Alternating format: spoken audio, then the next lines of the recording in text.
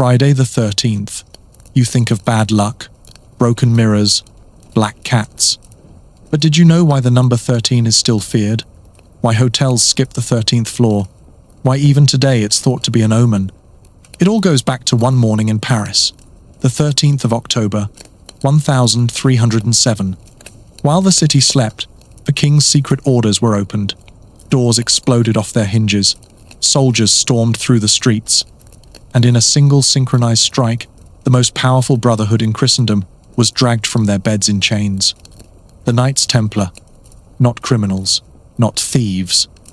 Warriors of the Crusades, men once celebrated as defenders of the faith, suddenly branded as heretics, idolaters, devil worshippers. Overnight, God's chosen guardians were turned into demons. The worst part? They weren't destroyed by enemies on the battlefield, but by parchment and ink. A bankrupt king, drowning in debt. A cowardly pope, too weak to resist. This wasn't justice. It was bookkeeping dressed up as holiness. That night is where the curse of Friday the 13th truly began, not in superstition, but in betrayal, fire, and blood. And the riddle still lingers. Did the Templars really die in the flames? Or did they survive, shadows in new robes, waiting for the world to forget? They didn't look like the legends we imagine. No shining armor, no war chests, no vast estates. In fact, in 1119, Hugh de Payenne and Godfrey de Saint-Omer stood before King Baldwin II of Jerusalem with a pitch that sounded more desperate than divine. Give us a place to sleep, and we'll protect the pilgrims. 9 knights, with barely enough horses to go around. They called themselves the poor fellow soldiers of Christ. And poor wasn't just branding, it was reality. Some had to share equipment. Their vow of poverty wasn't symbolic, it was practical. They had nothing. It's almost comical. Europe's most famous warrior monks began their saga closer to a group of underfunded backpackers than a military order. Imagine a startup with no investors, no headquarters, and no revenue. Just a dangerous mission statement and stubborn faith. Yet sometimes, that's all it takes. These 9 knights swore not just chastity and obedience, but the strangest fusion vow of the medieval world, to be monks who killed. A contradiction baked into their very name. Holy warriors who prayed in the morning and bled in the afternoon. And in this paradox lay their magnetism. They weren't like the secular lords of Europe, feasting in castles. They weren't cloistered monks hidden away from the world. They were a new hybrid, one that seemed to embody the medieval dream. Warriors of God, marching into danger, poor but unbreakable. From the start, they were more than soldiers. They were a story. And stories are weapons that last longer than swords. King Baldwin granted them quarters on Jerusalem's Temple Mount, hallowed ground layered with symbolism.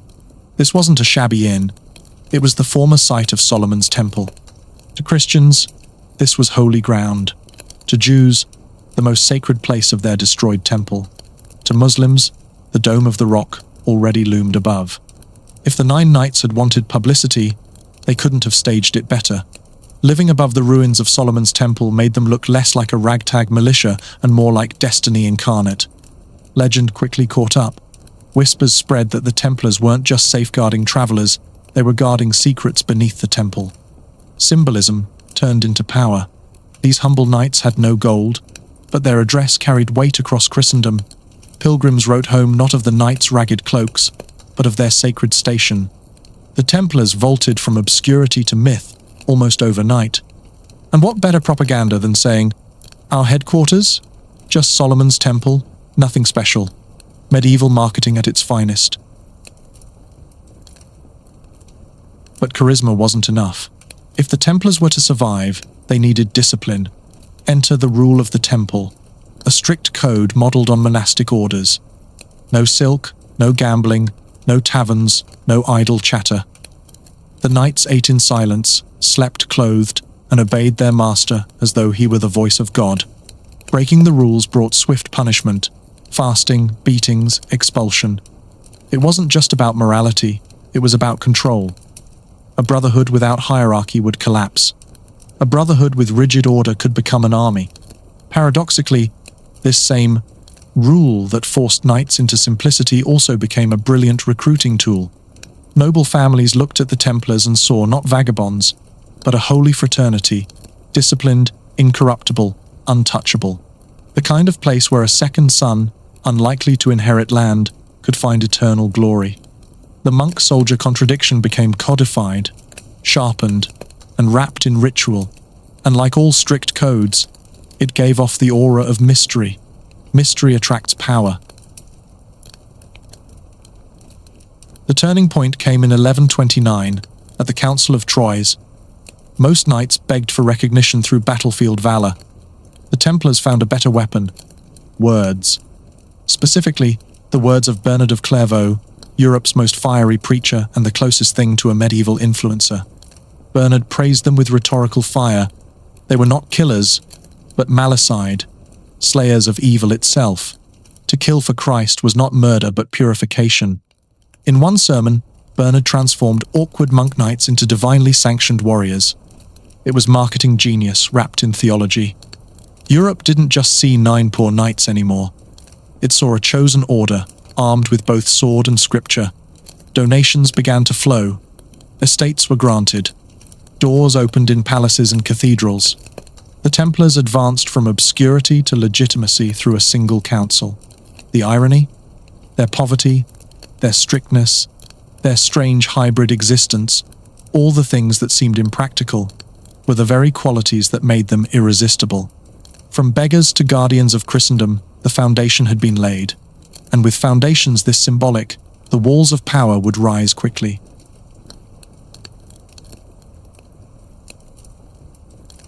Within a generation, the image of 9 poor knights scraping by on borrowed horses was gone. The Templars became magnets for donations. Land, castles, mills, even whole villages. A guilty knight on his deathbed might leave his estate to the order.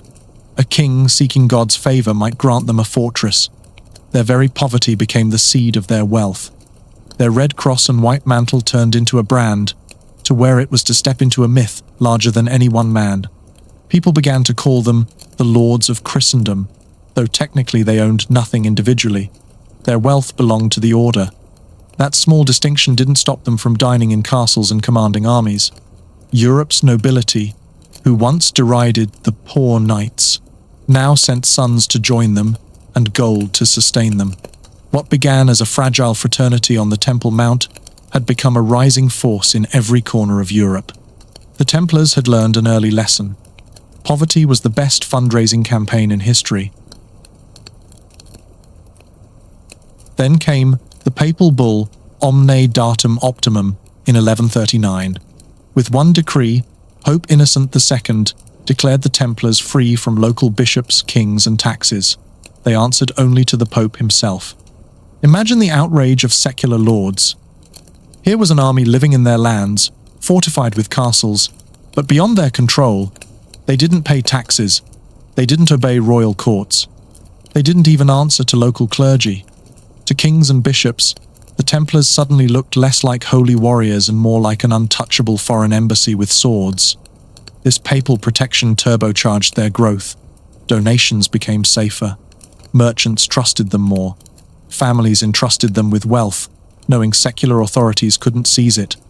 The Templars were building not just a military order, but an independent state within a state. It was an arrangement only the Pope could love, and one kings would soon regret. As the order grew, friction was inevitable. Kings discovered that the Templars were loyal only to God, or at least to Rome. When monarchs demanded taxes, the Templars refused. When kings sought to command them in battle, the Templars answered to their own masters. The twist was sharp. These knights had once begged kings for protection. Now kings feared them. Chroniclers recorded grudges, lawsuits, even skirmishes between secular lords and the order. For rulers used to controlling their vassals, the Templars were infuriatingly independent. Some kings swallowed their anger, knowing the knights were too useful to dismiss. Others simmered, nursing debts and grievances. The seeds of future betrayals were already being planted. The Templars' very strength, wealth, independence, papal favor, was also their most dangerous weakness. They had risen too fast and too far to escape envy.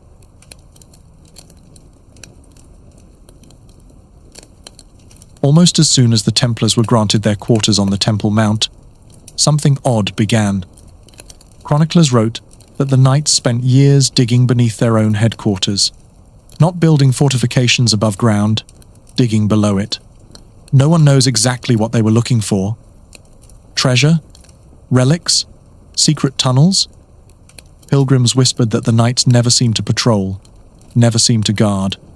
Instead, they toiled under the stones of Solomon's temple. For 9 destitute knights with little equipment, this was a bizarre use of time. Why not recruit more brothers? Why not patrol the roads? Why the obsession with the dirt beneath Jerusalem's holiest hill? Whatever they sought, the secrecy was absolute. Records are scarce, rumors plentiful, which of course only fanned the flames of speculation. Medieval imagination quickly filled the gaps. Some said the Knights found the Holy Grail hidden beneath the temple since the days of Christ. Others swore they unearthed the Ark of the Covenant, the chest that once held God's law. More skeptical voices suggested ancient scrolls, lost texts from Solomon's time, heretical knowledge too dangerous for the world. The truth? We don't actually know if they found anything. But silence breeds legends faster than truth ever could. By saying nothing, the Templars said everything. Later chroniclers would paint them as custodians of secret relics, guardians of arcane wisdom, even early practitioners of forbidden rites. The line between history and myth blurred, and once blurred, it stayed that way. The Templars may have been digging for foundations, but Europe became convinced they were digging for secrets. That aura of secrecy became part of their brand. Ordinary knights wore crosses and banners. The Templars wore silence like armor. They were the monks who didn't explain themselves, the warriors who kept their rituals behind closed doors. It was powerful psychology. In an age when relics drew armies and rumors sparked crusades, the suggestion that the Templars possessed hidden knowledge made them seem more than human. Pilgrims didn't just see knights. They saw guardians of mysteries, men who might hold the very keys to salvation or damnation. The trap was that secrecy, once adopted, could never be abandoned. Every victory the Templars won seemed fueled by hidden wisdom. Every defeat only deepened suspicion of their strange practices. And when enemies finally turned against them, these early whispers would become the deadliest evidence of all. The silence that made them feared would one day make them doomed.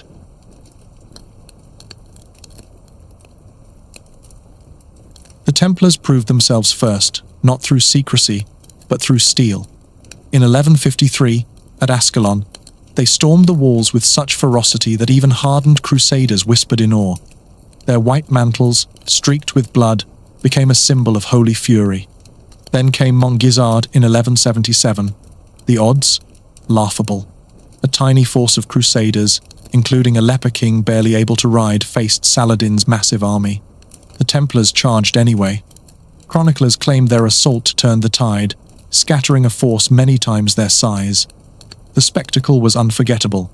A handful of knights, spurred by faith and discipline, breaking the army of Islam's most famous leader. Europe cheered, donations poured in, and the myth of the invincible warrior monks was cemented. It almost didn't matter whether Montgisard was exaggerated. The legend was too powerful. The Templars weren't just defenders of pilgrims, they were the sharp sword of Christendom. The Templars fought differently than other knights. Most nobles sought glory, charging ahead in chaos, banners flying. The Templars fought as a unit, drilled like a modern army. Their rule dictated formation, discipline, and obedience. No knight could flee unless outnumbered 3-1. This terrifying consistency made them a nightmare to face. Enemies said the Templars seemed to fight like a single body, not scattered individuals. Where others broke ranks, the Templars locked shields and advanced in grim silence. Here lay a contradiction. These men swore vows of poverty and humility, yet their battlefield reputation was pure arrogance made flesh. They believed God favored their charge, and that certainty made them unstoppable. Their tactics looked like faith in action. In reality, it was training, coordination, and a refusal to panic. Faith just made the discipline unbreakable. But the Templars weren't the only holy warriors. Their rivals, the Hospitallers, had started as caretakers of the sick before transforming into a military order of their own. Inevitably, the two collided. Sometimes their rivalry was petty. Disputes over land, over castles, over who deserved more papal favour. Other times it boiled into bloodshed, with skirmishes recorded between the orders. To onlookers, it was absurd. Christ's warriors killing Christ's warriors. Yet rivalry had an unintended benefit. Both orders sharpened themselves against the other. When Templars marched into battle, they knew the Hospitallers were watching and judging. Pride made them fiercer, more disciplined, more determined to prove they were the true chosen warriors. It was competition bordering on comedy, but it forged two of the deadliest institutions in medieval Europe. Then came Hattin, July 1187. The Crusader states gathered their strength to confront Saladin. The Templars rode at the center, confident, disciplined, and, perhaps, overconfident. The march was brutal. No water, searing heat, Muslim forces harassing them from all sides. By the time the Crusaders reached the horns of Hattin, they were exhausted, thirsty, and surrounded. The Templars fought with their usual fury, but even their discipline couldn't save the Crusader army from collapse. When the smoke cleared, the Holy Cross was captured, Jerusalem was lost, and the myth of invincibility was shattered. What makes this stranger still is how quickly reputation can flip. The same knights hailed as God's hammer at Montgassard were now blamed for disaster. The order would recover, but the aura of perfection was gone forever. A century later, Acre was the final Christian stronghold in the Holy Land.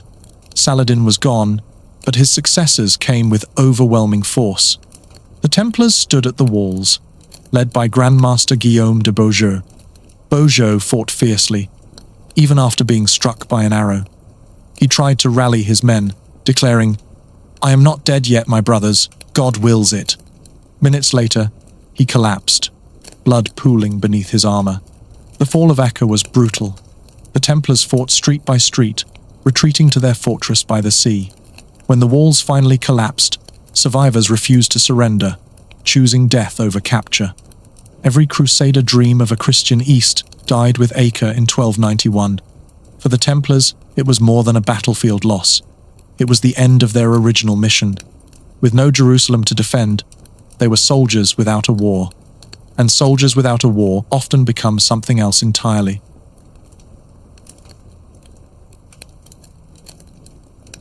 The Holy Land was dangerous. Pilgrims traveled weeks, sometimes months, carrying money across pirate-ridden seas and thief-filled roads. For many, reaching Jerusalem meant surviving not only disease but highwaymen. The Templars offered a solution that sounded almost modern. Deposit money in London, withdraw it in Acre. Pilgrims received coded receipts, early letters of credit. Suddenly, a penniless pilgrim on the road might secretly be carrying a fortune on parchment. It was safe, efficient, and, for the first time, international. Medieval banking was born not in Florence or Venice, but in the cloisters of warrior monks. Here's the twist. The Templars, who swore vows of poverty, became the treasurers of all Christendom. They weren't supposed to touch gold, but they controlled more of it than any king. Soon, it wasn't just pilgrims using Templar credit, it was kings.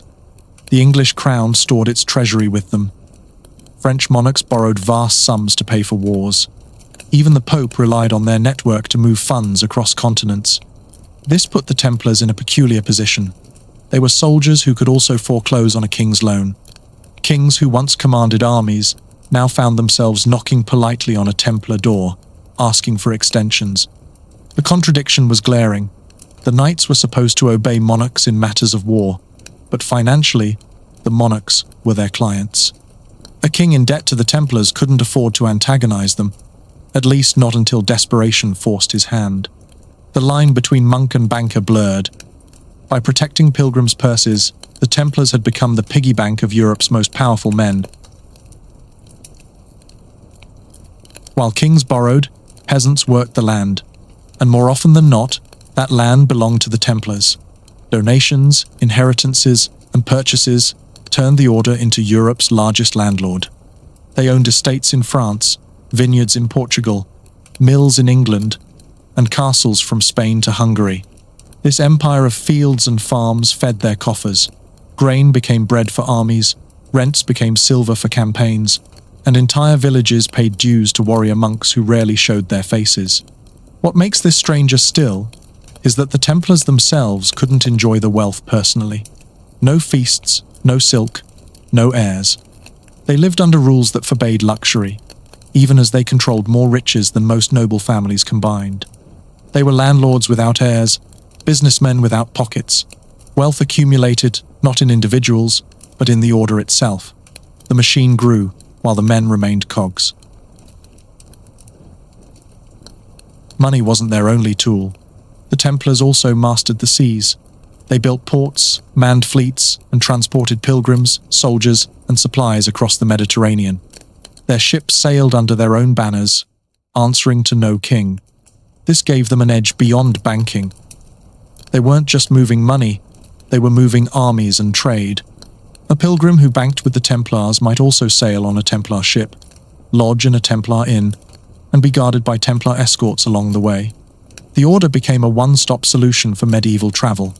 Banker, travel agent, and military escort rolled into one. Kings envied it, merchants feared it, and pilgrims adored it. But every system that grows too large invites suspicion. What began as modest charity for pilgrims had morphed into an empire spanning land, sea, and finance. And empires, no matter how holy, always breed enemies.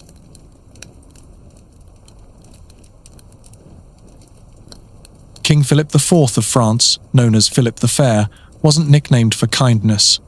He was calculating, cold, and, most importantly, deeply in debt. Wars with England and costly ambitions had emptied his treasury. And whose vaults held the money he needed? The Knights Templar. At first, Philip borrowed. Then he borrowed again. Soon, his crown rested on loans managed by monks with swords. For a king who demanded control, this was intolerable. He could not command them, and he could not outspend them. The imbalance was clear. The most powerful monarch in Europe was financially dependent on the very knights he needed to dominate. And dependence breeds resentment. Philip began to see the Templars not as holy protectors, but as parasites, and he decided parasites must be purged. But Philip couldn't destroy the Templars alone. He needed the Pope. Clement V, however, was in a weak position. The papacy had moved to Avignon, practically under French influence. Clement owed his seat in part to Philip's political maneuvering. The Pope's dilemma was brutal. Side with the Templars and risk defying the French crown, or bend to Philip's demands and stain the church with blood. What made this worse was timing. The Templars, still reeling from the loss of Acre, looked vulnerable. Their original mission defending the Holy Land was gone. They were rich, yes, but increasingly purposeless. Easy targets. Clement hesitated, pleaded for inquiries, weighed both sides. But hesitation against a king like Philip was a luxury he could not afford. Enter Guillaume de Nogaret, Philip's ruthless lawyer and propagandist. He began compiling a dossier of accusations. Whispered rumors turned into legal charges. The Templars, Nogaret claimed, spat on the cross during initiations, worshipped idols, kissed each other obscenely, and engaged in heresy too dark to speak aloud. The charges were grotesque, absurd, and yet devastating. Here's the cruel genius. Nogaret didn't need proof. He needed scandal. In an age where superstition ruled, rumors of blasphemy could do more damage than armies. Once written, the dossier became a weapon, sharpening public suspicion into legal justification. Whether the Templars were guilty hardly mattered. The accusation itself was poison. On Friday, the 13th of October, 1307, the trap was sprung. Philip's men opened sealed orders across France, launching synchronized dawn raids on Templar commanderies. The knights, disciplined soldiers, awoke to chains instead of battle horns. Accusations were read aloud, property was seized, monks who once carried the banner of Christ were paraded as criminals. Europe blinked in shock. How could the guardians of the Holy Land suddenly be heretics? The brilliance of the plan was in its precision. By striking everywhere at once, Philip left no time for the Templars to resist, regroup, or escape. It was less a purge than an ambush, and it worked flawlessly. The unlucky date cemented itself into legend. Friday the 13th would forever carry the shadow of that dawn, when Europe's most feared knights were betrayed by the very king they had served.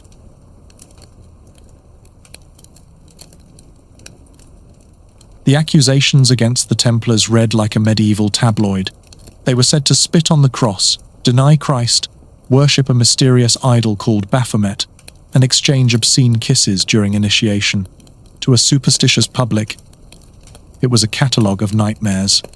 Historians later noted that many of these charges mirrored old rumours tossed at other heretical groups. In truth, the Templars were accused less for what they did, and more for what people feared secret societies might do. What makes this darker still is how eagerly the stories spread. In taverns, peasants whispered that the knights had turned to sorcery. Chroniclers wrote with glee about the supposed corruption of men once thought holy. The public was primed to believe the worst. The cruel turn was that the same secrecy which had made the Templars fascinating now made them indefensible. Confessions didn't come freely, they came through agony. Torture chambers filled with racks, irons, and fire became the Order's new battlefield. Men trained to endure sword and arrow found themselves helpless against devices designed to stretch, crush, and burn. Some Templars confessed quickly, desperate to stop the pain. Others resisted until bones snapped or flesh blistered. In the end, nearly everyone broke. The reversal was brutal. Knights who had once stared death in the face with unflinching calm now signed away their honor with trembling hands. Their strength on the battlefield meant nothing in the dungeons of Paris. Torture gave Philip exactly what he needed: confessions that turned rumor into proof. As confessions multiplied, public opinion shifted.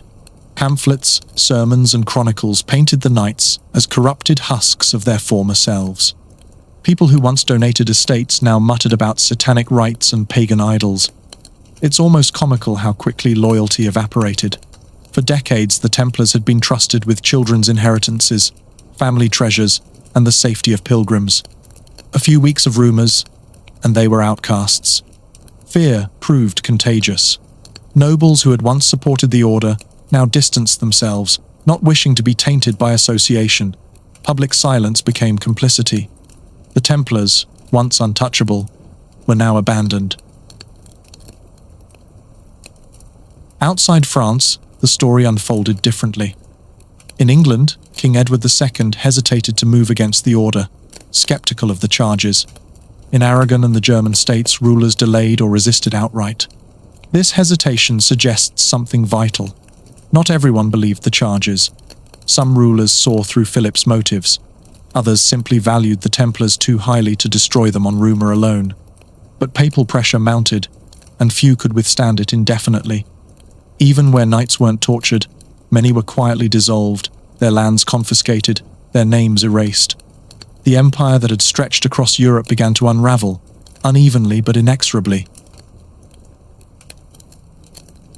In 1314, the last Grand Master, Jacques de Molay, was led to the stake in Paris. Weakened by years in prison, he still spoke with defiance. Chroniclers record that he proclaimed his innocence, forgiving his executioners but summoning God to judge both king and pope. As the flames rose, de Molay's words echoed across Europe. Within a year, both Philip IV and Pope Clement V were dead. To the public, it seemed divine vengeance had struck. The so-called Curse of the Templars was born. The outcome is chilling.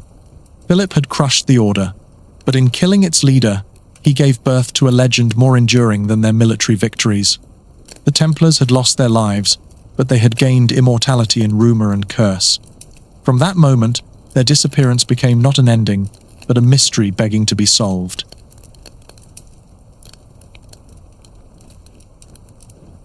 On the night of the 12th of October 1307, just before the dawn arrests, a fleet of Templar ships reportedly slipped out of the harbour at La Rochelle. Dozens of vessels vanished into the Atlantic, their cargo and passengers unrecorded. No official chronicle explains where they went. Some say they fled to Scotland, others whisper they sailed for Portugal, or even across the ocean long before Columbus. Here's the clash. The Templars were being dismantled in France, yet their most valuable assets, ships and sailors, remained unaccounted for. Philip could chain men on land, but he couldn't command the sea. The missing fleet became a blank canvas for imagination, and blank canvases always invite myth. When the raids of 1307 began, Paris was said to hold the Order's greatest treasury. Yet when Philip's men broke open the vaults, they found them empty. Witnesses later whispered that wagons had left the city under cover of night, guarded by brothers of the Order. No one saw where they went. No record was kept. It's staggering to realize how effortlessly the fortune of such a mighty order could disappear. Were the knights playing a long game, ready for betrayal? Or was their legend so convincing that people conjured riches where none remained? Either way, the missing treasure became part of the mythology, fuel for centuries of speculation and conspiracy. In Portugal, King Denis faced a choice. He admired the Templars' discipline and needed their skills, but couldn't defy the Pope outright. His solution? Rebrand.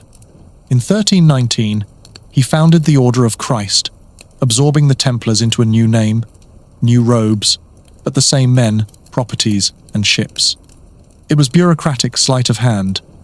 Dissolve the order without actually dissolving it. And here's where the story turns. This rebranded order later funded Portugal's Age of Exploration. The cross on the sails of Vasco da Gama and even Columbus's fleet traced back to the Templars' Red Cross. Officially gone, unofficially steering Europe into the New World. The extinction that Philip demanded had, in Portugal, turned into transformation. Scotland, excommunicated and hostile to Rome, was a natural refuge. When Robert the Bruce fought the English at Bannockburn in 1314, legend claims that mysterious knights charged into battle at a crucial moment. White mantles, red crosses, no banners. Did Templars truly ride with Bruce? Chronicles don't confirm it, but the story grew in Scottish lore, passed down as proof that the knights had escaped persecution and found freedom in the Highlands. The spectacle was striking. A holy order, outlawed by Pope and King, becoming allies of an excommunicated rebel against England. Whether true or not, the legend fit too perfectly to die. And legends, once planted, grow stronger than facts. Others point north, to the birth of Switzerland. In the early 14th century, Swiss militias formed tight, disciplined infantry units, strikingly similar to Templar battlefield tactics. Later, Switzerland also became known for banking secrecy. Coincidence or inheritance? Some suggest Templar refugees crossed the Alps, blending into the cantons, teaching their discipline and financial acumen to a new society. Here's where history blurs into suspicion. No documents prove the link, yet the echoes are uncanny. A nation famed for soldiers and bankers rising just as the Templars supposedly disappeared? For some, that's too neat to dismiss. The Templars may have been burned in Paris, but in rumors, they lived on in fleets, treasures, orders, rebellions, and nations. Extinct on paper, immortal in speculation.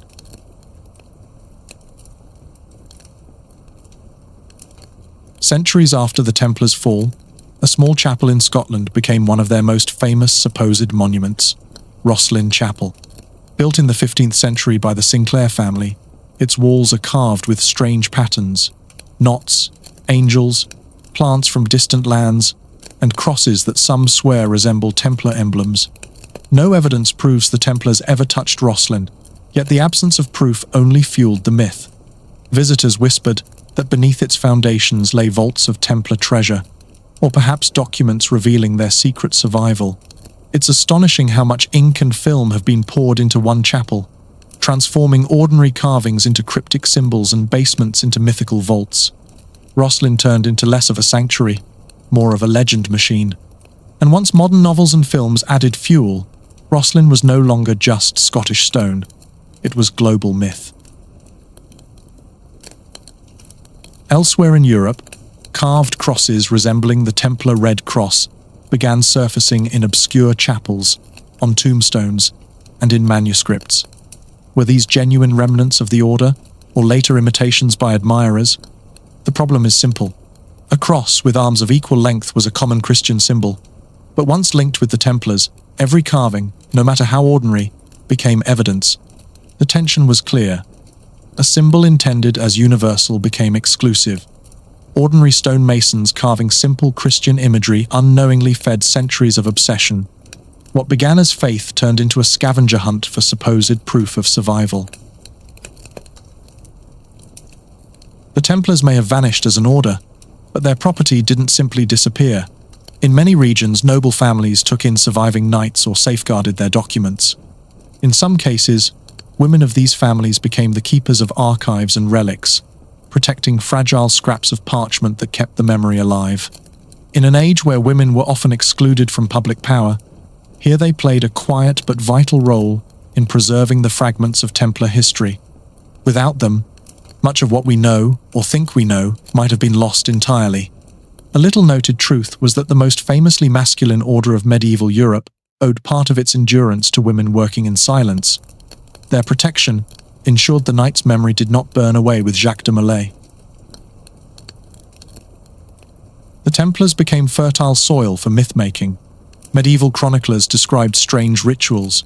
Renaissance thinkers tied them to alchemy. Enlightenment philosophers hinted at hidden wisdom. And by the 18th century, Freemasons were claiming descent. Each era projected its fears and dreams onto the order. To some, the Templars were martyrs of faith. To others, keepers of forbidden knowledge. To still others, shadowy puppet masters of history. What makes this stranger still is that their very absence gave them power. With no living knights to defend themselves, the Templars became whatever each age wanted them to be. The less evidence, the more imagination. The result was immortality, not in stone or in battle, but in story.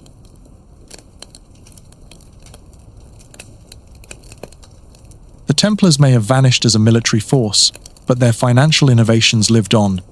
Their system of deposits and withdrawals became the ancestor of modern banking. Their estates, held in trust for the order, inspired legal frameworks that still echo in today's property law. Who would have thought? An order sworn to poverty laid the groundwork for modern capitalism. Their simple system for protecting pilgrims' money evolved into the backbone of credit, contracts, and estates. But this is what's not taught in school. An order destroyed for supposed heresy laid the foundation for modern finance. Their enemies burned them, but their methods survived, quietly embedded in European law and economics. After the dissolution, much of the Templars' property was officially handed to the Hospitallers. Castles, estates, and lands were signed over. On paper, the transition looked seamless. But the reality was this: the Hospitallers got the assets, not the mystique. They became richer, stronger, but never captured the aura of secrecy or the myths of hidden treasure. The Hospitallers endured for centuries, eventually transforming into the Knights of Malta.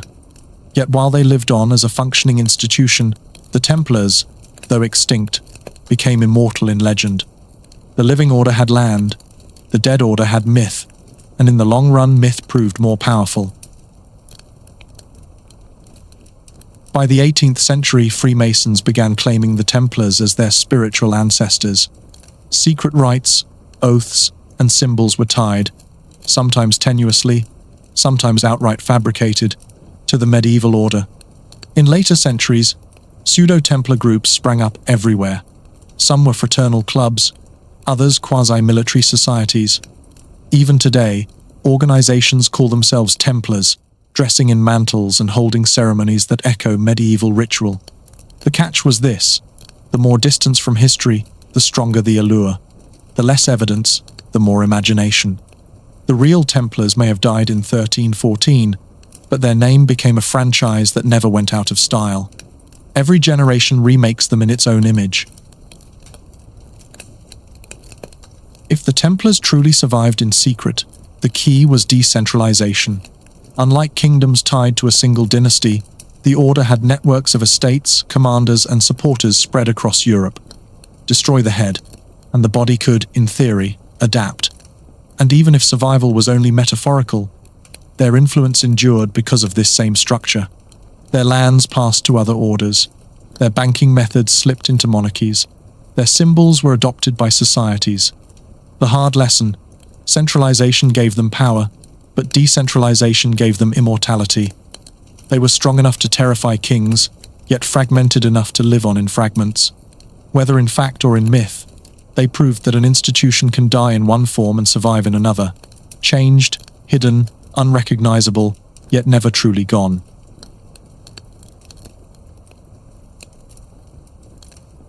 In 2001, scholars uncovered the Chinon parchment, an official Vatican record long hidden in the archives.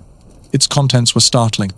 Contrary to centuries of rumor, Pope Clement V had absolved the Templars of heresy in 1308. The papacy had known they were innocent. Yet political convenience demanded silence, and so an order was allowed to burn. It's a contradiction history specializes in: justice recorded on parchment, injustice carried out in flames. And then there was the curse. Jacques de Molay, burning at the stake, had called upon God to judge both Pope and King. Within a year, both were dead. Was it coincidence?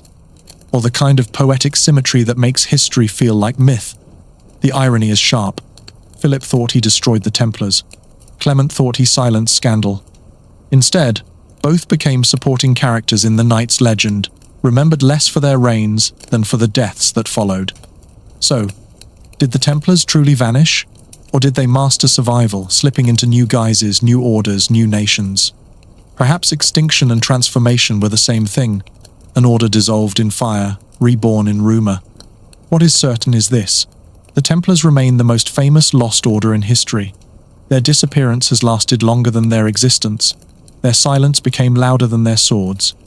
And every unanswered question, every missing ship, every carved cross ensures that the story never really ends. The flames of Paris may have consumed their bodies, but their shadows? Those still move across centuries, reminding us that some disappearances are not endings at all, but beginnings of legends that refuse to die.